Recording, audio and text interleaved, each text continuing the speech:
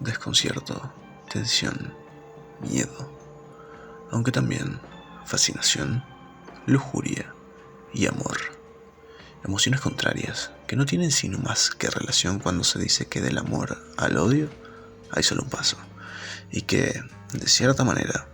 engarza perfectamente con la percepción que llegamos a tener de los asesinos seriales. Fascinación, lujuria, amor, deseo,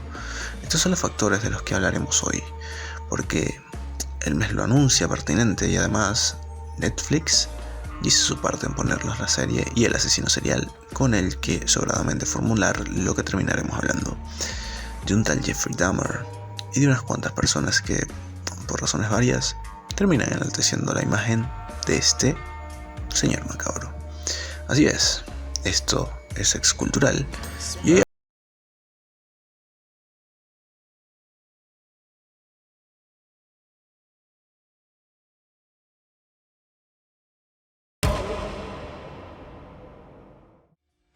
con la creciente popularidad de la serie de Netflix Monster, The Jeffrey Dahmer Story, es fácil saber quién es este señor, pero para los que entraron por morbo es válido darles una pequeña introducción. Jeffrey Lionel Dahmer fue un hombre nacido en Milwaukee, Wisconsin, apodado el caníbal o monstruo de Milwaukee, un asesino serial de los más macabros y de los que, por suerte, se tiene mejor documentado de toda la historia de los Estados Unidos. Una persona que en sus récords maquiavélicos ostentó unos 17 asesinatos reconocidos, algunos a menores de edad, con simultáneos episodios de necrofilia, hemofilia y canibalismo, y que ha vuelto a ser portada del mundo del entretenimiento gracias a la serie anteriormente mencionada. Una persona por lo demás sumamente interesante de cara al entendimiento médico y psicológico, que para cualquier fan de la psicología y de la criminología pueden llegar a tener curiosidad y es válido que lo tengan. Su imagen, como la de todo asesino serial, está inmersa en un misticismo y en una especie de distorsión de la realidad sobre sí mismo, sobre sus acciones y sobre lo que oportunamente debía ser su metodología al fraguar sus asesinatos. Sin embargo, la relación lógica que naturalmente nacería de nosotros sería la de completo desagrado sobre la imagen de un ser como este, una persona fría, desarraigada de emociones y completamente inmersa en su homicida percepción. Digamos que no es un elemento que nos causa placer. O sí. El caso es que con la aparición en escena de esta nueva serie y con la utilización fílmica de Jeffrey como sujeto protagónico, no es sino una balanza de emociones que, poco a poco, y mientras más va avanzando el film, nos va generando ciertas sensaciones, ciertas emociones y ciertas ideas contrarias a las de normalmente desagrado. Esta serie no es la excepción, y se podría decir que la serie no intenta en ningún momento lavar la cara de uno de los homicidas seriales más famosos de todos los tiempos, pero si de algo hay que tomar nota, es de lo fácil que ha sido para el público mainstream colgarse sobre el fanatismo e inmediata fascinación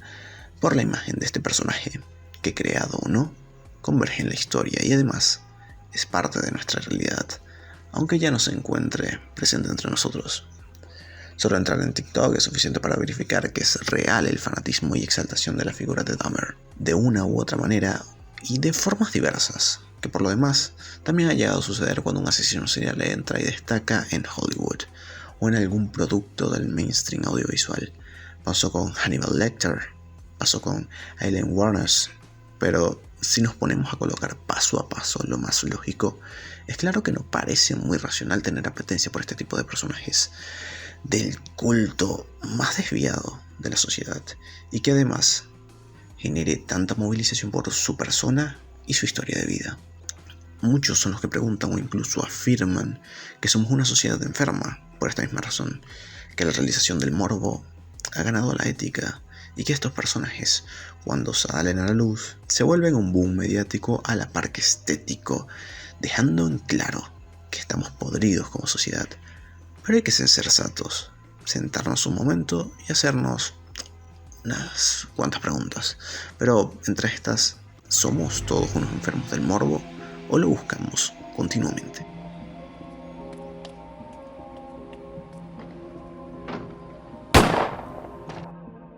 Por mi parte y para este video he enumerado 3 fases más o menos excluyentes las unas de las otras, por las que el interés se suscita ante los asesinos seriales. Y siendo la sociología mi punto fuerte, he de comenzar por este punto. No hay psiquis de una persona que no se traslade en algún momento al morbo, porque el morbo es parte importante de nuestra sociedad y está entramado en ella, aunque ésta sea consecuente y vejadora sobre esta, como lo es contra el tabú que representa obviamente el daño mutuo entre congéneres, pero es un hecho que tanto a nivel psicológico y reflejado obviamente a nivel social, se presentan ciertas relaciones con el morbo y con las sensaciones que ofrecen este tipo de productos inentendibles. Y hago énfasis en inentendibles porque la relación con el tabú del asesinato está presente gracias a la eficaz forma con que ésta es mediada socialmente. Es decir, podemos admitir que no existe forma ni manera con la que, una congregación de asesinos seriales exista de manera pública y notoria, sin que ésta sea perseguida. Esto puede ser obvio, y sí, existe la Deep Web, pero esta se encuentra regida por un anonimato muy riguroso. En cambio, en la realidad material, las relaciones no son, digamos, de mutua interacción con alguno de estos personajes. Es casi imposible que exista esta interacción entre persona, asesino serial, claro, sino que se hace presente mediante modos más ortodoxos y mejor estéticamente que los demás. Claro está, si no has o no eres la víctima. No hay culpa ni sensación en tu conciencia si disfrutas del morbo regido desde una pantalla, desde una producción audiovisual y desde la comodidad del entretenimiento, que queda al final como solo mera curiosidad. Curiosidad de algo que, si nos vamos a la teoría de Freud, resultaría ser una pulsión natural de la libido hacia ese rasgo de la naturaleza humana agresiva, depredadora y voraz, que en términos generales funcionaba para la autoconservación, pero que ahora se encuentra de forma híbrida y civilizada en nuestra sociedad. Algo entendido a veces como si todos tuviésemos un gen homicida, un gen sexual que se apropia de nuestros sentidos más naturales y nos inhiben completamente del civismo, pero que no funciona de ninguna manera así. Porque si bien es cierto que la realización social se enfoca en evitar este tipo de reacciones agresivas y destructivas contra otra vida humana, la pulsión se encuentra latente, más como una herramienta que como una bomba de relojería, más cuando de verdad se vuelve una bomba de relojería, por características varias, sí tienen el sentido propio de un asesino serial. Y aquí es donde se encuentra la transición hacia la segunda fase, la ficcionaria.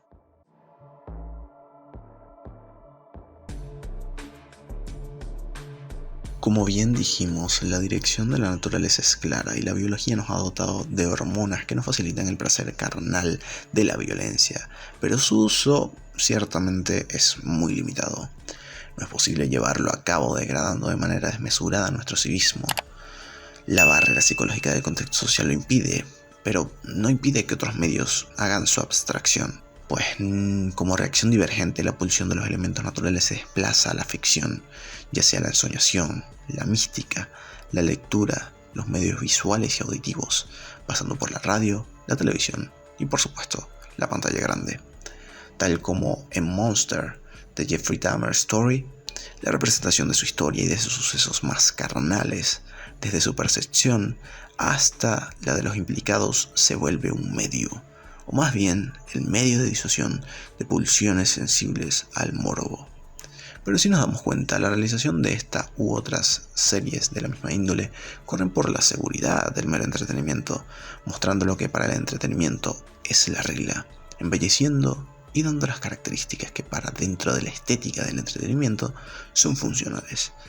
Para nadie es un secreto que los mejores protagonistas son los que empatizan de cierta manera contigo, y en la búsqueda de empatizar con un protagonista que sea un asesino, la metodología del entretenimiento se basa no tanto en los asesinatos, sino en el qué, el cómo y el cuándo, el desarrollo, las conductas, los factores, el ensalzar los momentos iconográficamente y hacerlos al molde que porte el protagonismo estético, visualizar desde dentro y diseccionar, en este caso a Dahmer, como bien lo hacía Dahmer con sus propias víctimas. Y claro, hacerlo con un Dahmer un tanto premasticado por la industria. El caso es que el entretenimiento no sucumbe a la mirada más conservadora, y esto no está mal, pero también esta se adecua a una línea que entre colores, dramas y perspectivas disuade lo grotesco y lo vuelve una imagen de un domingo en el que se ven series por la noche. Y esto extrapolado al fenómeno Dahmer se puede entender como un fragmento del ensayo de la revista Impulsa, que hace diferente a un asesino del cine o uno real. Se logró identificar que el cine engrandece las virtudes y minimiza los defectos de los personajes. A pesar de la monstruosidad que los caracteriza, se vuelven personajes dignos de admiración. No obstante, podría afirmarse que lo que realmente los hace tan atractivos es saberlos humanos. Hey, come on, wake up. Fuck! ¡Ah! Usando la teoría de Freud, si la primera fase planteada en el video hacía referencia a la forma natural humana que habilita la violencia para el uso, aunque sublimado por la sociedad, y la segunda etapa era el atajo ficcional de utilización de estas pulsiones por medio de métodos ficticios simbólicos que traducen la violencia a entretenimiento y los vuelven aceptables socialmente, la tercera fase vendría a ser la desviación que no corresponde al entretenimiento violento, sino al desarrollo de la libido y del placer sexual, que de la ficción se vuelve real. Como sabrán muchos, esto sucede y ha sucedido con diversidad de personajes ficticios, sean actores o actrices, cartoons, personajes anime, furros, cantantes de K-pop y entre otra gran mareada de personajes que, en esencia, vendrían a ser lo mismo, pues generan esa apetencia, incluso esa relación sexual ficticia simbólica. Pero lo que se genera con un asesino serial, como este tipo de personajes tipo Jeffrey Dahmer, es diferente. No es lo mismo desarrollar atracción sexual por una persona de características virtuosas como la inteligencia, el baile, la voz, etc., a tenerlas por alguien que corresponde a una persona con problemas mentales fuertes y de acciones muchísimo peores. Y esto se debe a una desviación ética que, desarrollando sus virtudes estéticamente gracias en parte a los recursos de la industria y a su capacidad de hacer espectar visualmente, se convierten y se encuentran en pulsiones sexuales. Pero como mencionamos, estas pulsiones pueden nacer por muchos personajes ficticios más. Pero, ¿por qué hacia Dahmer? Este fenómeno se llega a identificar con el nombre de hibristofilia, que acuñada por el psicólogo y sexólogo John Money,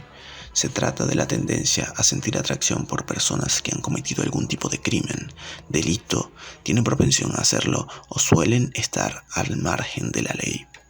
La razón de esta filia tiene muchísimas aristas, pero la que más ha dado de qué hablar es de que es más propensa a identificarse en mujeres heterosexuales que en otro tipo de clasificación sexual.